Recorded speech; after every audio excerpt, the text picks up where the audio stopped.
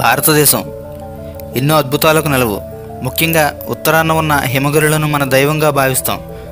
భారతీయులు ఎంతో పవిత్రంగా భావించే గంగానది పుట్టింది కూడా ఇక్కడే.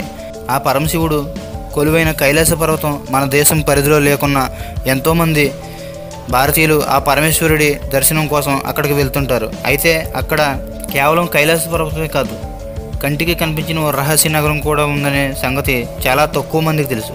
అదే శంబల నగరం. విష్ణు పురాణాలను చదివిన వారికి ఈ ప్రాంతం గురించి ప్రత్యేకంగా పరిచయం అక్కర్లేదు, ఎందుకంటే దీని గురించి అందులో ప్రత్యేకంగా ప్రస్తావించారు.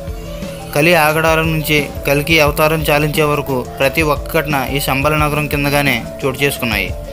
ఇంతకీ శంబల అంటే ఏమిటి? ఈ నగరం ఎక్కడ ఉంది? దీన్ని ఎవరు నిర్మించారు? విష్ణు పురాణాలకు ఈ నగరానికి సంబంధం ఏమిటి? హిట్లర్ ఈ నగరంపై ఎందుకు మనసు పడ్డాడు?